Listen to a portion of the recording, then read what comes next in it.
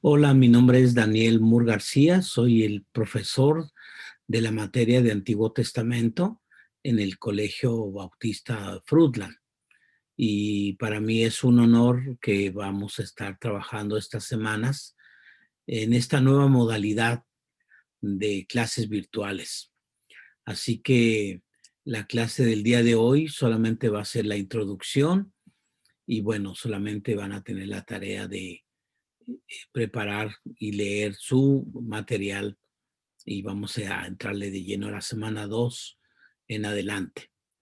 Así que va a ser algo emocionante, va a ser algo fascinante poder entrar a estudiar todo un panorama general del Antiguo Testamento.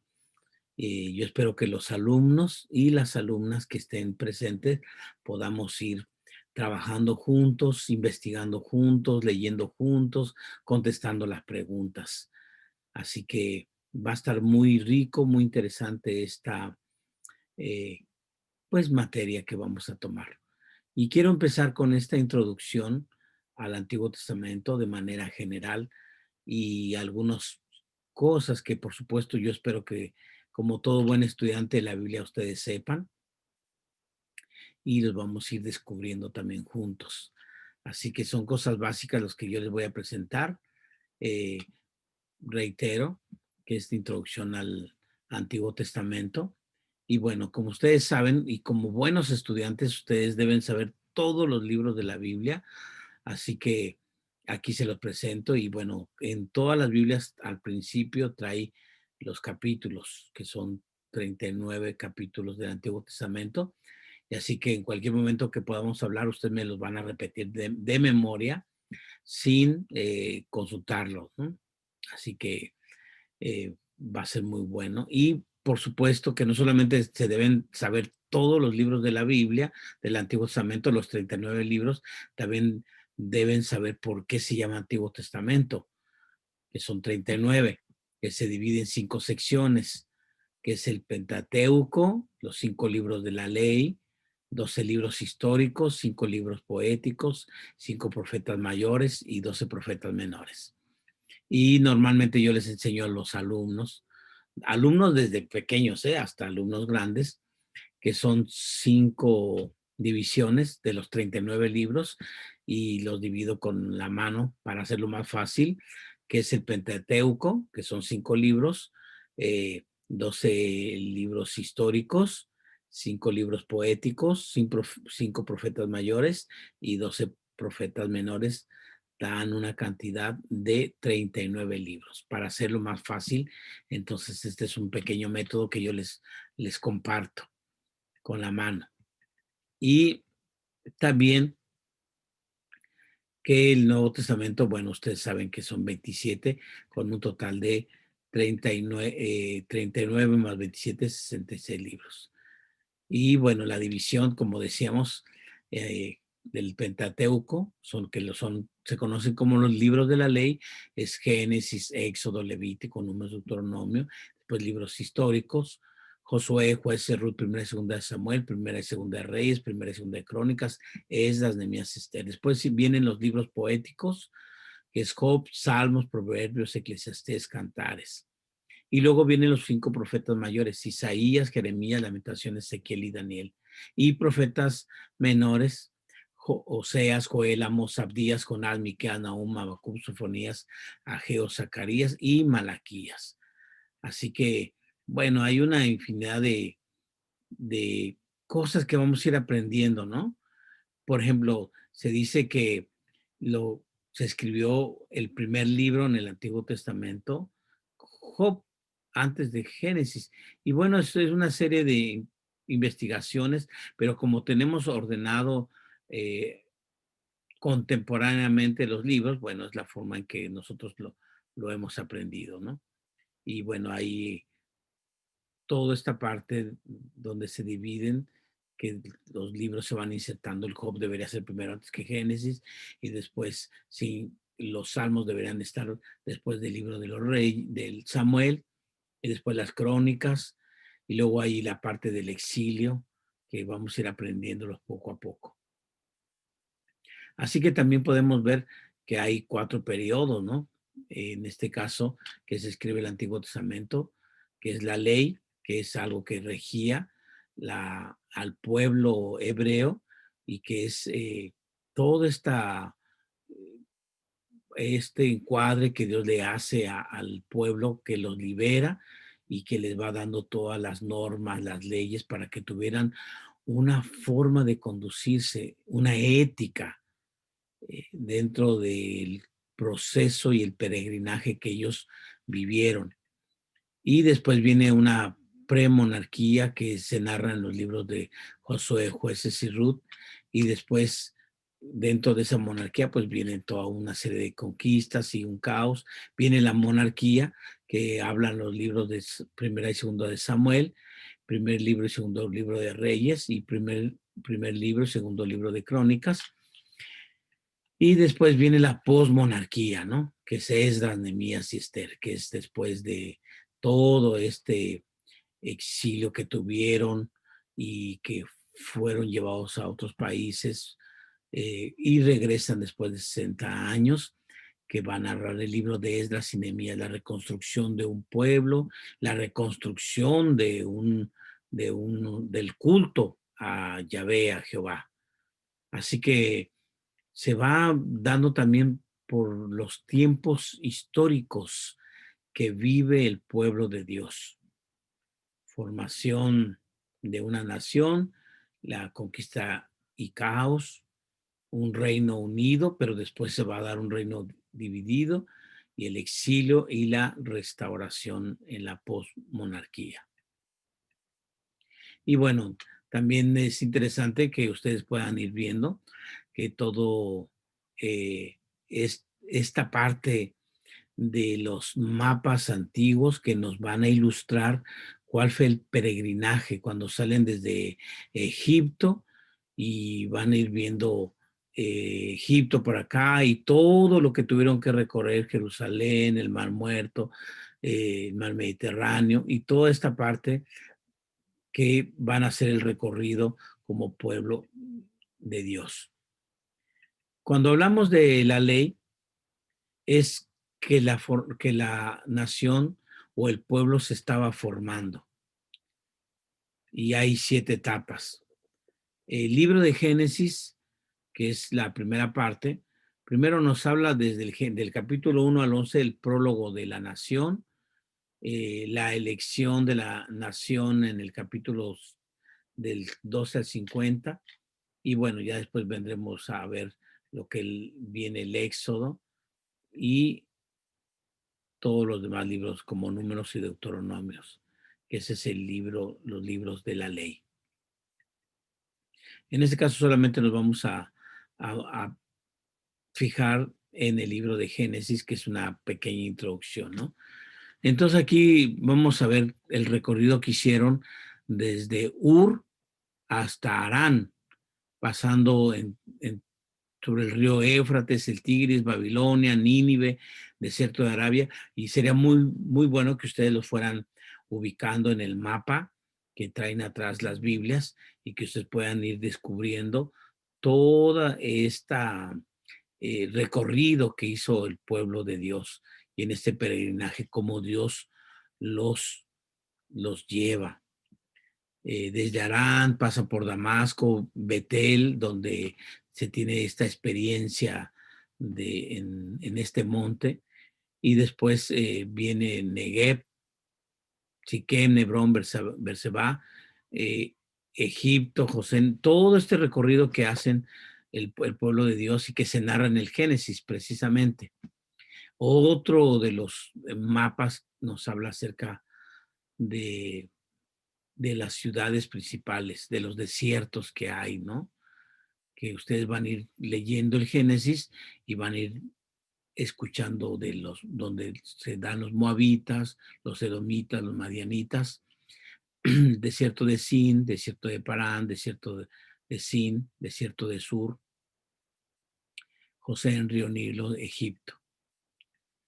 Y ahí van a irse dando cómo va a irse dando el proceso que tienen este pueblo peregrino. Y bueno, cuando hablamos específicamente de Génesis, hablamos de algunos eventos sumamente importantes. Génesis precisamente es el origen de las cosas y cómo desde la creación va a narrar la historia. eh, la creación desde el capítulo 1 de Génesis, que habla de la creación, capítulo 1. El capítulo 2 habla de la relación entre el hombre y la mujer, y después el capítulo 3 habla de la caída de este hombre y esta mujer. Y por supuesto nos narra esta historia muy interesante. Del capítulo 1 y capítulo 2 es como si fuera una historia muy diferente, ¿no? La historia bonita del ser humano, cuando Dios crea las cosas, cuando Dios va dando cada día su palabra y su palabra de Dios crea, forma, y la máxima creación de Dios es el ser humano, que los crea en el capítulo 1, 2, pero el capítulo 1. Y en el capítulo 2 habla de la relación de este ser humano, o sea, del hombre y la mujer. Pero después viene esta parte de la caída, del capítulo 3 al 5, del pecado, cuando el pecado entra en el ser humano. Y cuando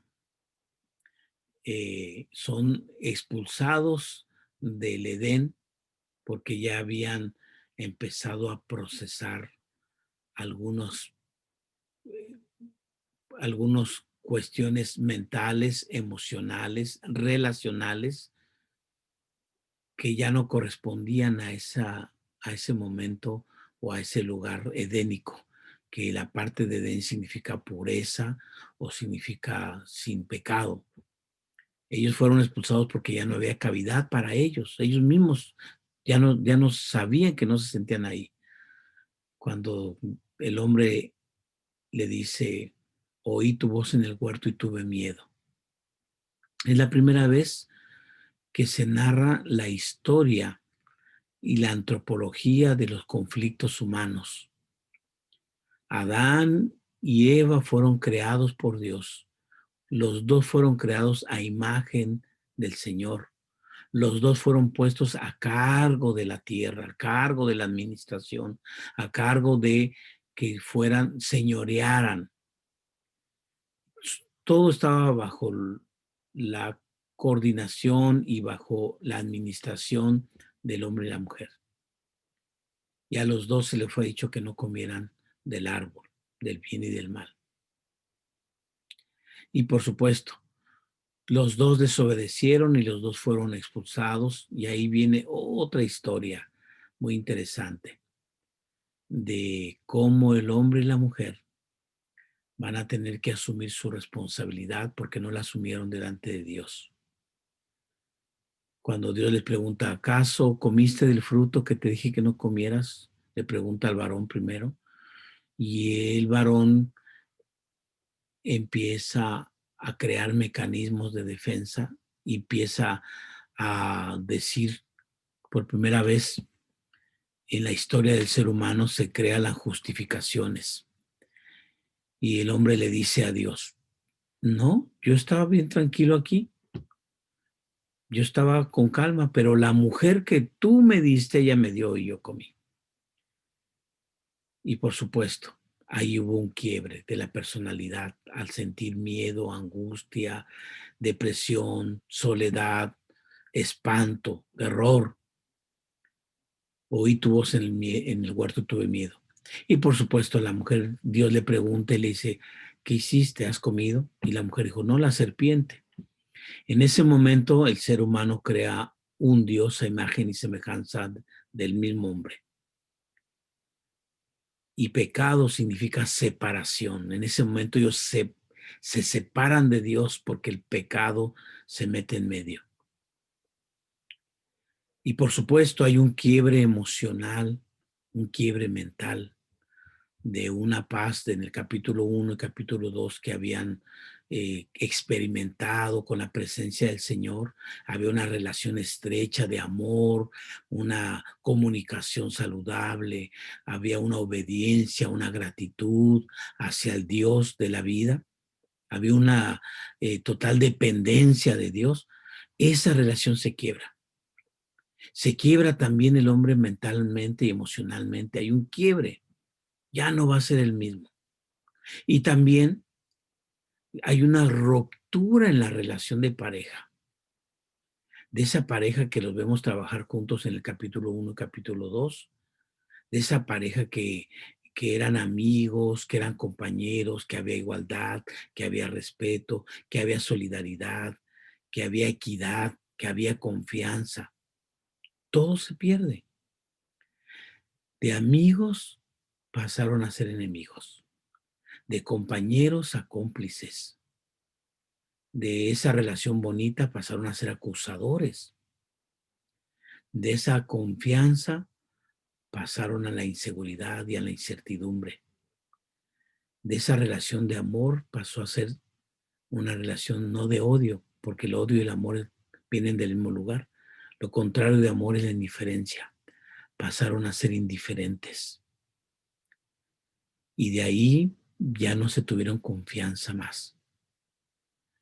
Y ahí es el quiebre de las cosas. También hubo una ruptura con su medio ambiente. Los habían puesto a cuidar, después se vuelven destructores de su medio ambiente. Tienen que talar árboles, matar animales para subsistir. Y ahí hay un quiebre total. La historia de Génesis es muy interesante porque habla acerca del capítulo 1 y capítulo 2 de lo que Dios quería que el hombre fuera y que tiene que ver mucho con el Salmo número 8, cuando le dice, le hiciste poco menor que los ángeles. En el hebreo original dice, poco mejor, poco menor que los dioses, y lo coronaste de honra y de gloria. Le hiciste señorear sobre las obras de tus dedos, todo lo pusiste debajo, ovejas y bueyes y todo ello. Entonces el ser humano es creado a imagen y semejanza de Dios. Esa es la historia linda del capítulo 1 y capítulo 2. Después vamos a ver una historia muy dura, muy difícil, pero no como la voluntad de Dios, sino como consecuencia del pecado del ser humano. El hombre y la mujer se alejaron de Dios, se alejaron de sí mismos, se alejaron como familia, se alejaron de la naturaleza. Y desde ahí Dios lanza un plan de rescate. Y ahí el Génesis nos va a narrar precisamente toda esta serie de situaciones del pecado, cuando el pecado entra. Y por supuesto, desde la perspectiva que lo estoy manejando, es que la ruptura que hubo entre Adán y Eva viene a repercutir en los hijos. Caín mata a Abel porque es producto de una relación tóxica y de una familia que no es funcional. Y ahí claramente se ve toda esta consecuencia de la relación que Adán y Eva tenían sus hijos. Y ya después de ahí, pues viene toda esta parte de la genealogía, ¿no? Que llega hasta Noé y vamos a ver una historia terrible de la humanidad donde se pervirtieron, se volvieron depredadores emocionales, donde la gente empezó a hacer todo lo malo delante de Dios. Inclusive es un relato tan profundo que habla acerca que a Dios le dolió el corazón haber creado al hombre, pero que Noé halló gracia delante del Señor. Y es ahí cuando se narra la historia del diluvio, de un mundo corrupto delante de Dios, un mundo que estaba haciendo todo lo malo. Y Dios manda precisamente este diluvio y crea el arco iris como un pacto. Así que recuerden, hermanos, que el arco iris, que nos lo han querido robar unas organizaciones, pero no, el arco iris es un pacto con Dios que no destruiría más al hombre con el agua. Y después ya nos narra el Génesis, la dispersión, ¿no? La tabla de las naciones y la torre de Babel, cuando el hombre quiere estar todos unidos pero no era el plan de Dios. El plan de Dios era que se expandieran y que se multiplicaran. Y bueno, ahí parece que nos narra la historia muy interesante que había, el pueblo era como todo, como un hombre, que estaban unidos, que tenían una visión, que se habían propuesto algo. Inclusive Dios se da cuenta que cuando el hombre quiere proponerse algo, lo logra. Pero hubo una confusión de lenguas y tienen que irse y expandiéndose por todo el mundo. Y ahí nos narra después del capítulo 12 al 50 la historia de Abraham. Cómo Dios llama a Abraham y le da una promesa y hace un pacto con Abraham. En ti serán benditas todas las naciones de la tierra. Dios ya traía un plan desde el inicio cuando el hombre cae, pero lo vamos a ver manifestado en el patriarca Abraham, cuando le dice que va a haber bendición a través precisamente este, de esta promesa de las familias que serán benditas. Y bueno, hay una prueba muy fuerte que le hace Abraham. Abraham y Sara les costó trabajo creer que Dios les daría un hijo, precisamente porque había pasado mucho tiempo, ellos ya eran ancianos, y se va a narrar cómo Dios sí cumple las promesas, cómo podemos tener un Dios que sí está a favor del ser humano, como Dios siempre va a cumplir lo que promete. Aunque la gente no lo crea, aunque la gente piensa que Dios se tarda mucho, no, Dios no se tarda. Dios sabe el momento y sabe precisamente el día y la hora, ¿no? Así que después viene a nacer Isaac y bueno, de Isaac se narra la historia más adelante de Jacob y Esaú, pero no sin antes pasar que por alto que Abraham, que al principio le falló la fe cuando tiene un hijo con Agar, que la manda a morir al desierto 2 veces, y que después Abraham va a ser probado en la fe cuando Dios le pide a Isaac que lo sacrifique. Y que es una historia muy sumamente interesante y que nos da la idea de que Dios estaba pidiéndole, como todos los Baales de los pueblos de alrededor, que sacrificara a su hijo con sangre. Y Abraham, en obediencia y con el contexto que manejaba, pensaba que era algo normal porque los otros dioses pedían y hacían lo mismo. Pero cuando Abraham, por obediencia, va y amarra a su hijo y lo va a sacrificar, el ángel le detiene la mano y dijo no, porque estaba apuntando Dios que solamente habría un sacrificio y un derramamiento de sangre único que sería capaz de limpiarnos de todo pecado.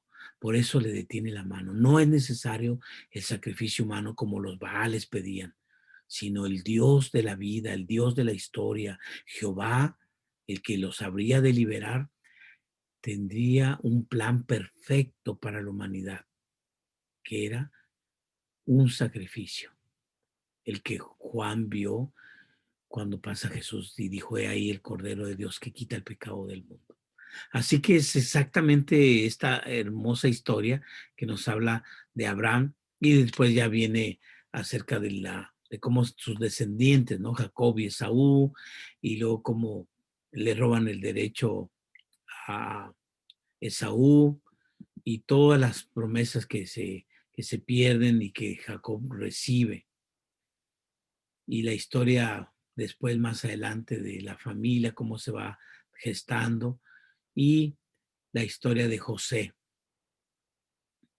que es descendiente precisamente de Isaac, de Jacob. Después viene José, que es el número 11 de los hijos, el cual amaba a Jacob, a Raquel, y el cual hacía diferencias. Y bueno, muy interesante esta historia de José, precisamente porque José, siendo el número 11, era muy intuitivo, tenía una dinámica familiar muy tóxica, eran 4 mujeres, Raquel había muerto, el padre amaba a José porque era hijo de la mujer que amaba y por supuesto él se ganó el odio, las diferencias de el padre con sus demás hermanos. Y es ahí donde José todavía llega como hijo consentido y les narra los, los sueños que él tiene. Y bueno, después se da esta envidia, lo quieren matar, lo venden a los medianitas que iban pasando para Egipto y vemos la historia de un chico de 17 años que de los 17 hasta los 30 le llovió sobre mojado. Pasó muchas pruebas y vemos esta historia muy interesante cuando a los 30 años se presenta ante Faraón, pero los valores y los principios que su padre le había enseñado con ese amor lindo y bueno, nunca se le olvidaron. Fue un joven íntegro. Y la máxima de José no fue interpretar sueños, sino lo vamos a ver en toda esta historia que nos narra el Génesis, que no se acerca y dice, yo puedo interpretarte, o yo tengo el don. Dijo, no, todo lo que Dios me diga, yo te lo voy a decir. No soy yo, es Dios. Y eso mismo es la enseñanza de José hasta el último. En el capítulo ya, los últimos capítulos del Génesis, nos va a narrar este discernimiento espiritual y esta sabiduría que se adquiere cuando un hombre y una mujer dependen totalmente de Dios y que muere su padre, sus hermanos piensan que José va a tomar venganza y se acercan y le dicen, mi padre, aquí tus siervos se le hincan y mi padre dijo que no nos hicieras nada. Y José dijo, bueno, pero pues si ustedes no me mandaron aquí, el que me mandó fue Dios para preservar la vida de mucha gente. Es ahí donde José interpreta a Dios y su voluntad. Así que el libro de Génesis está matizado de historias hermosas, de gran enseñanza. Y bueno, quiero decirle que los que acaben este curso, yo le voy a regalar 12 audios que he tenido que trabajar desde la perspectiva del análisis de las familias desde el libro de Génesis. Así que bueno, empezamos con esta introducción muy rica, muy linda. Espero que lean el libro y que contesten algunas preguntas que yo les voy a mandar. Bueno, que Dios les bendiga. Empezamos esta semana 1.